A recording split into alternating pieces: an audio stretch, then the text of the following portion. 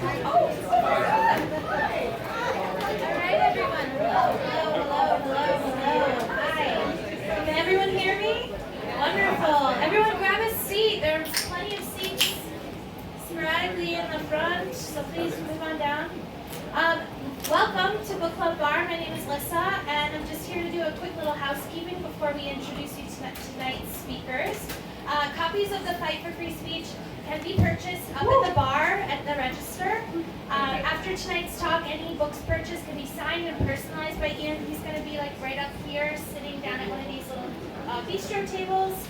And please feel free to go grab a drink after the event's done, as well as a book, some snacks, and show some bartenders some love. Thank you.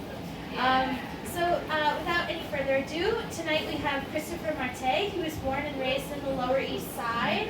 In 2021, he was elected to serve as District 1's City Council member. Woo! Christopher is also the co-host with his brother Koss of the new podcast, The Hardest Step, exploring the power and promise of second chances and the criminal justice system. So welcome, Christopher. Thank you. And who you're all here to see, Ian Rosenberg, has over 20 years experience. Thank you. Clap.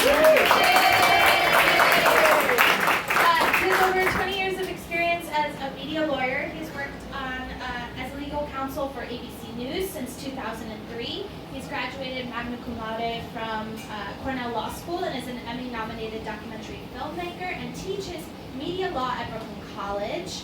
Ian is also the author of the nonfiction graphic novel Free Speech Handbook with art by Mike Caballero. I hope I'm pronouncing it. Caballero, sorry.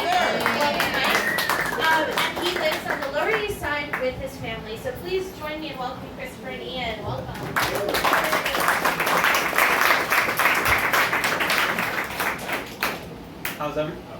How's everyone doing? Yeah. Awesome. Well, thank you for everyone for being here. I'm really excited for this conversation with Ian, good friend from the Lower East Side, and we're here to talk about the First Amendment. Let me see from a raise of hands how many people know what the First Amendment is. Okay, all right. So if you didn't raise your hand, I have a book for you. It's on sale in the back. But free speech and the First Amendment is something we all feel like we know since we were a kid, what it is, who's it for, why it exists. But why did it inspire you to write this book, and what led to creating this novel? Thank you, Chris. First, I'm going to say a minute of thank you before I answer the question. Thank you so much to Book Club Bar, to Aaron, to Lissa, and the team. Thank you. I'm really glad. This is, I got to do a fair number of bookstore talks when the hardcover came out, but it was during the pandemic, so none of them are in person. This is my first in-person bookstore talk. I'm so glad to have you all here and get to actually see you. But to not dodge your question, to answer the question, as you were saying, people, one of the great sort of virtues of America is that people really identify with the American idea of free speech. People believe in it, people sort of know about it, they know they have some rights, but they don't really know what those rights are, and they don't know how we got to achieve these rights. So the genesis of the book really started in 2018 after the tragedy at Marjorie Stoneman Douglas High School and the National School walkout was happening across the country, and my kids, Alice and Leo, who are here at the time, 12 and 10, started asking me what would happen if they joined the protest. And I realized that in talking with them, that I could explain free speech law. I mean, they're brilliant. But I could explain free speech law to kids in the same way that I did in my day job, which is working at ABC News, explaining the law to smart people who aren't lawyers. And I started to realize that the law of free speech could be explained and simplified without being dumbed down. I do believe that wisdom can be condensed and it doesn't need to be oversimplified. And so talking with them, talking to students in getting media communications degrees at Brooklyn College, I realized that people wanted to know about their rights, and there really wasn't a book out there for them. There wasn't even a book that I really loved that I used for my class,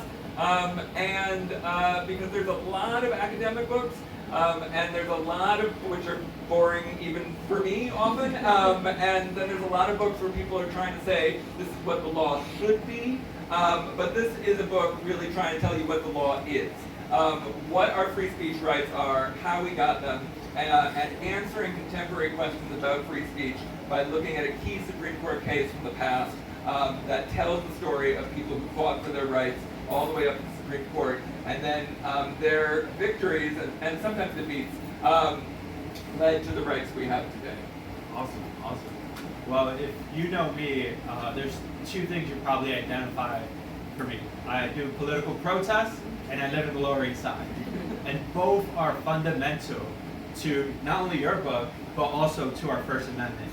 Can you tell us a little bit about that? Yeah, well, political protest is really in sort of thinking about you and then looking at the book. I realized that about half of the book involves people who are protesting different political events. Whether it begins, we'll talk in a minute about World War I protests, through the Civil Rights Movement, the Vietnam War.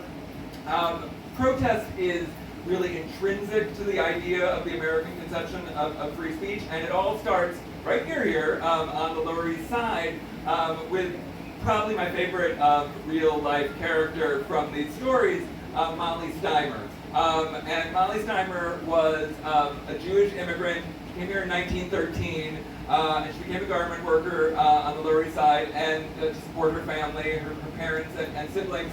And she became radicalized.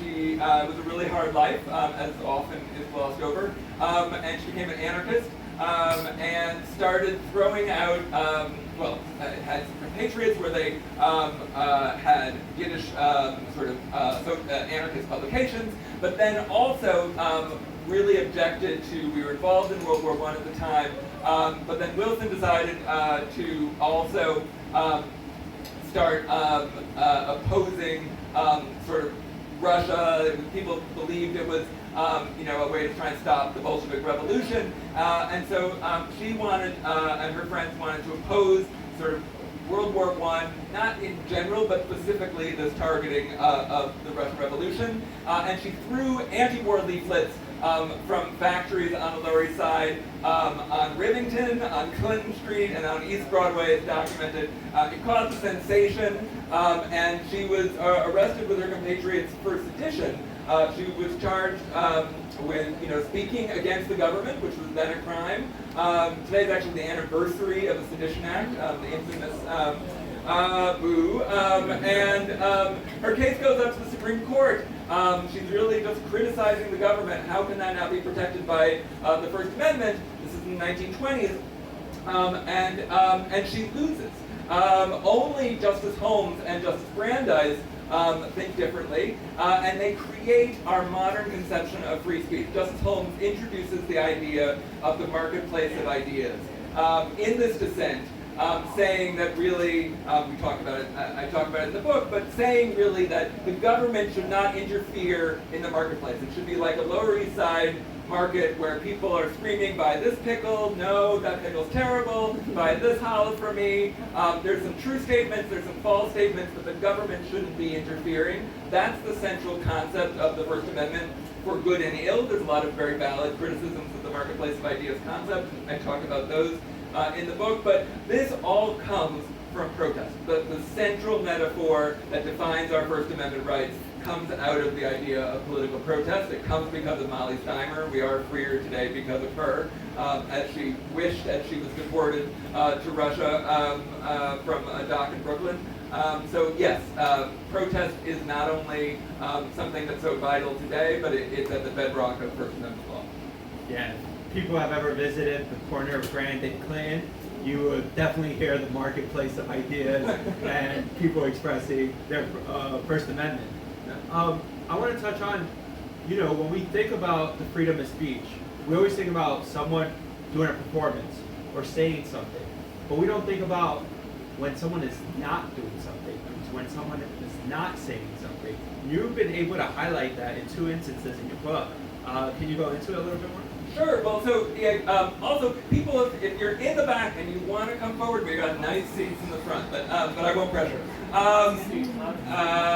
Anyway, so there is a right not to speak, and this, so I sort of broached this idea by talking about, Colin Kaepernick's Take a Knee protests, which I believe are really the seminal protests of our time,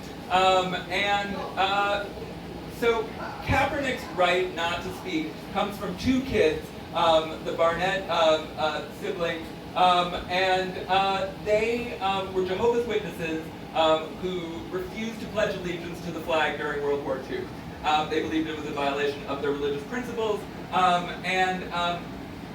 the case goes all the way up to the Supreme Court. Justice Jackson, previously this right has been denied. In a very similar case, Justice Frankfurter had ruled that unity was more important than civil rights. But then, that was before the war, then there was horrible persecution of Jehovah's Witnesses following that decision. This new case with the Barnetts comes to the Supreme Court, and Justice Jackson sort of flips it on his head, the idea on his head. He's not saying that they need a religious exception to being compelled to speak. He says that there is a free speech right not to speak, that the government can't force you to express a message that you don't believe in. And that if there's any, I'm going to paraphrase here, but if there's any fixed star in our constitutional constellation, it's that that there should be nothing orthodox in politics, and that the government can't interfere, even to the extent of forcing patriotism. So, so what does that mean for Kaepernick? In each chapter, I try and ask the question, talk about the case, and then answer that question. For Kaepernick, he worked for the NFL, a private employer. Private employers aren't obligated to follow the First Amendment. I think they're violating First Amendment values by not allowing him to speak. But for school children, but for people who are engaging, students who are engaging in